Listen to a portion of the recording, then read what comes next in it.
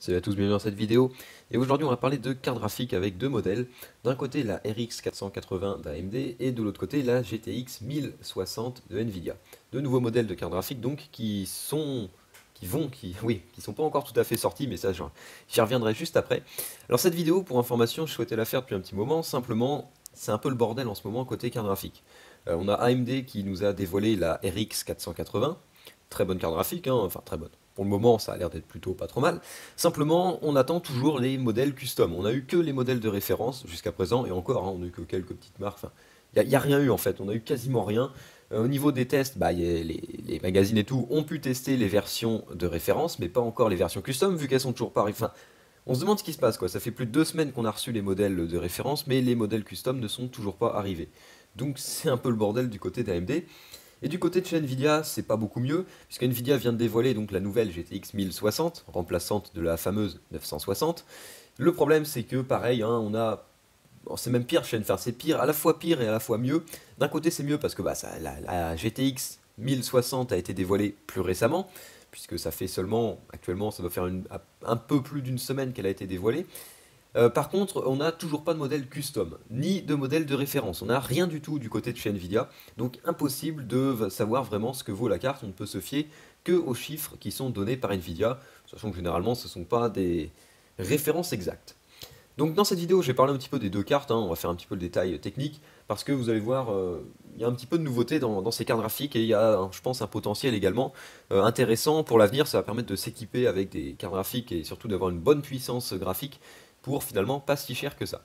On commence tout de suite avec la RX 480. Alors déjà, rien que le nom a changé, puisque AMD abandonne la dénomination R7, R9. Maintenant, toutes les cartes graphiques destinées au gaming vont passer sous le nom RX. Ça, ce sera pour la gamme gaming, c'est l'équivalent de GTX chez Nvidia. Donc là, RX 480, alors le 4 c'est la génération, hein. On est sur les cartes graphiques de 4ème génération, et puis le 80 c'est tout simplement pour situer le modèle dans la gamme, sachant qu'on aura une 490, et en dessous on trouvera une 470 et une 460. Voilà. Donc c'est une carte graphique qui est basée sur l'architecture GCN 4.0, donc alias Polaris, gravée en 14 nanomètres FinFET. Alors ça c'est également une grosse avancée du côté de chez AMD, c'est qu'on a divisé par deux la finesse de gravure, donc ça va permettre normalement de réduire la consommation, de réduire la chauffe et d'améliorer les performances. Pour ce qui est des caractéristiques du GPU en lui-même, on a 32 ROP, 144 TMU, 2304 Steam Processor, pour des fréquences qui sont de 1120 MHz de base, 1266 MHz turbo. Alors ça, ce sont les fréquences AMD de référence, hein, c'est ce que préconise AMD, sachant que les cartes custom devraient avoir des fréquences un petit peu plus hautes que ça, j'espère du moins. Et la puissance graphique est donnée pour 5,8 teraflops. Donc voilà pour le GPU en lui-même, c'est plutôt pas mal, hein, techniquement c'est du bon. Après, bah, il y a toujours le côté technique et puis la réalité, quoi. En tout cas, ça c'est pour le GPU. Pour la mémoire, on a 4 ou 8 Go, donc il existera deux versions, hein, les versions 4 Go ou les versions 8 Go, pardon, 4 ou 8 de GDDR5. Donc bon, pas de GDDR5X pour cette gamme-là, mais ça c'est normal, quoi, faut s'y attendre. Donc c'est de la mémoire, donc GDDR5 sur un bus de 256 bits, et on aura donc des débits mémoire de 224 gigabits seconde. En version 8 Go, parce que la version 4 Go est un petit peu bridée, il me semble. Enfin, ce qui est normal, puisqu'il y a moins de puces de mémoire. Alors pour la mémoire, c'est pareil, il y a déjà une petite polémique, rien qu'avec les cartes de référence, puisqu'il s'avère que certaines cartes de référence, enfin, je crois que c'était chez XFX notamment, enfin il y en a eu plusieurs, il y a des cartes qui, avec le design de référence, puisque c'est les seules qu'on a actuellement, qui étaient vendues comme des cartes 4 Go, donc avec 4 Go de mémoire vidéo, mais qui en réalité contenaient 8 Go. Donc il suffisait de mettre à jour le BIOS pour doubler la capacité de mémoire. Donc c'est quand même une grosse avancée, enfin une grosse avancée. C'est quand même sympa, quoi. On vous offre 4 Go de mémoire, il y a juste à mettre à jour le BIOS et c'est bon. Bon, bien sûr, la garantie saute dans ces cas-là. Mais bon, non, ça doit être corrigé. Ça m'étonnerait que toutes les cartes soient équipées de 8 Go, même si officiellement elles en ont que 4. Parce que ça veut dire installer 8 Go de mémoire pour finalement en utiliser que 4, c'est un surcoût assez important quand même.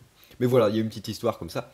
Le TDP annoncé, c'est 150 watts de consommation, sachant que les modèles de référence utilisent la connectique PCI Express 6 pins, plus le slot PCI Express. Alors, encore une fois, il y a eu des problèmes, hein, c'est un lancement qui a été moyen, on va dire.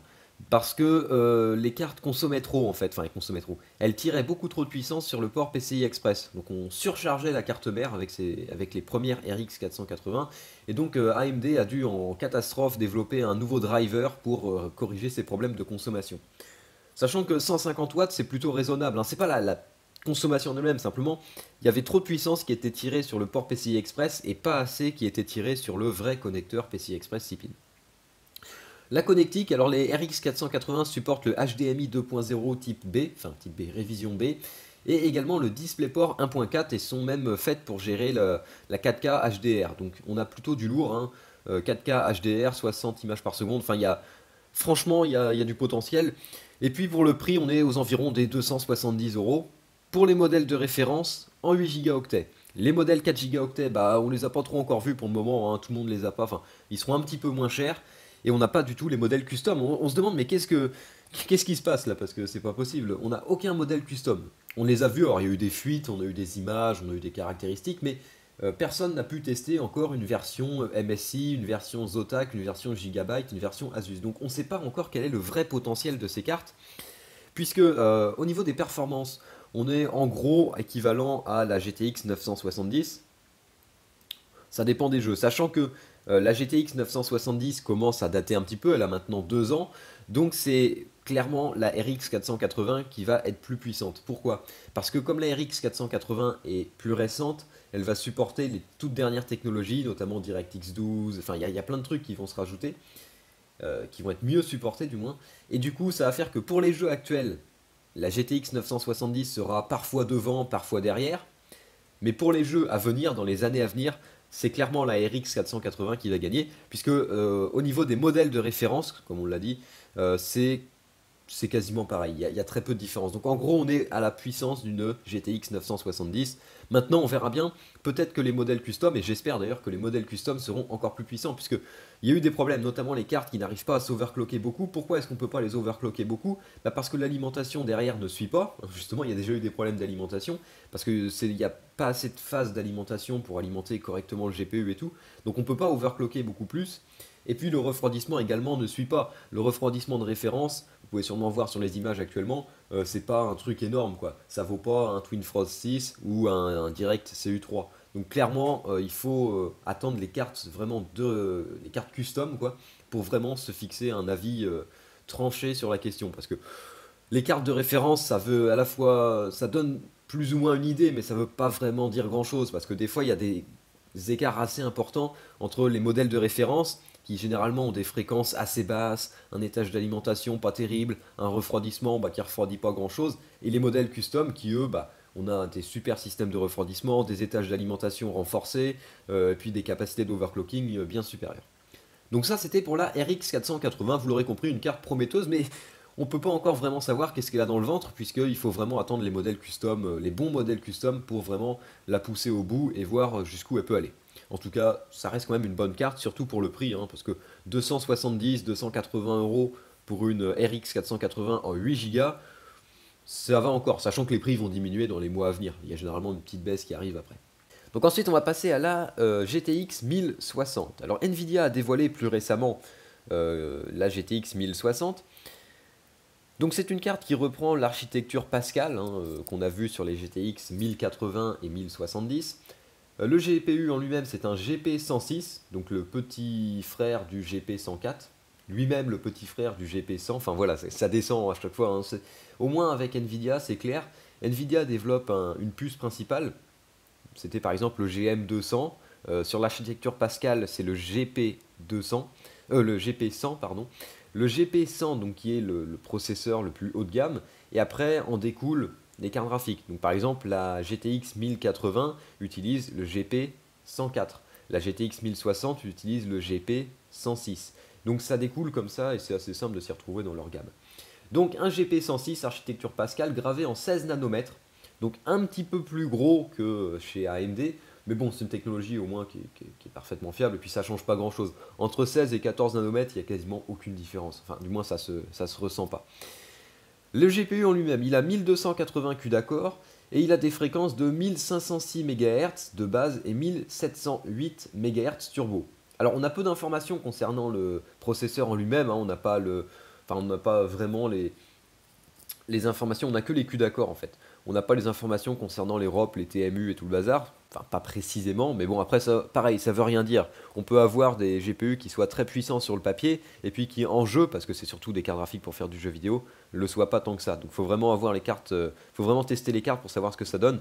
Les caractéristiques techniques comme ça permet de se donner plus ou moins un avis, plus ou moins une fourchette, mais c'est pas, ça veut pas dire forcément qu'on pourra situer la carte à tel niveau parce qu'elle a tant de Q d'accord, tant de TMU et tout le bazar.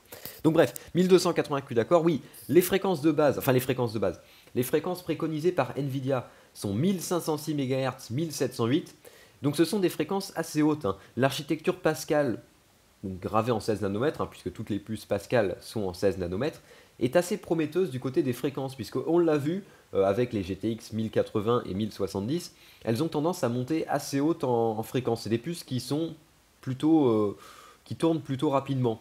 Alors ça ne veut pas dire que les puces sont très puissantes, hein. La fréquence et la puissance, ça n'a pas vraiment de lien. Par contre, on remarque également sur les GTX, notamment 1080 et 1070, on remarque qu'il y a un mur, il y a un blocage aux alentours des 1800-1900 MHz qu'on a du mal à passer. Même avec les cartes custom, on n'arrive pas à les pousser à 2000 MHz. Il y a un blocage quelque part, on ne sait pas qu'est-ce qui bloque vraiment. Donc des fréquences assez élevées, mais pas des possibilités d'overclock colossales, quoi. Pour ce qui est de la mémoire, on a 6 Go de GDDR5, donc pareil GDDR5, hein, pas de GDDR5X encore sur ce segment-là. 6 Go, donc Nvidia a fait le choix de se placer en plein milieu, pas 4 Go, pas 8 Go, non, non, 6 Go.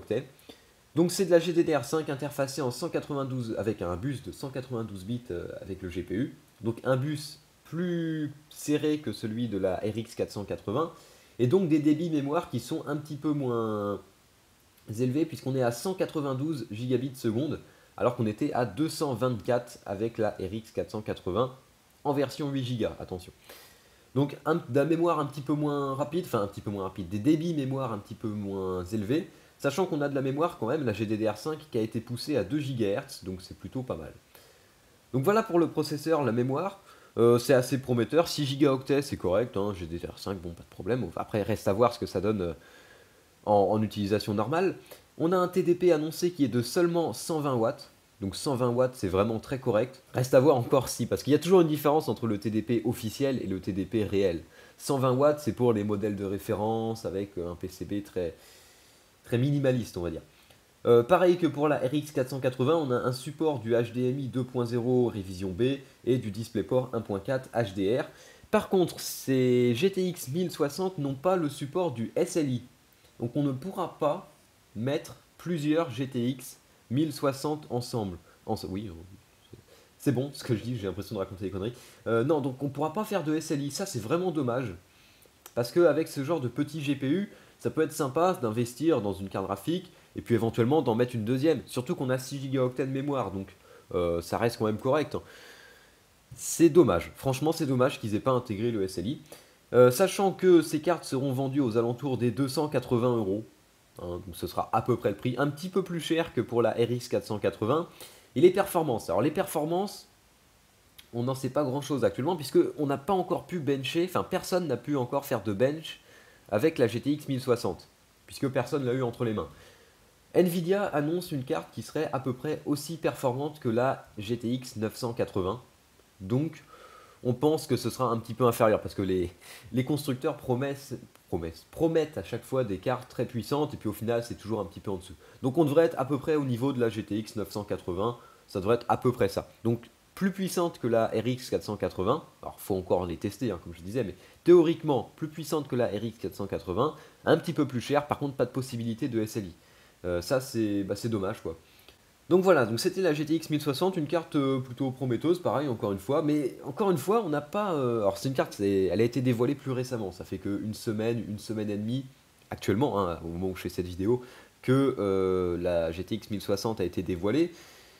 Par contre, bah voilà, c'est un petit peu dommage qu'on n'ait pas pu encore la tester parce qu'on ne peut pas se faire d'avis. On ne peut pas encore vraiment savoir ce que ça va donner réellement, en usage réel.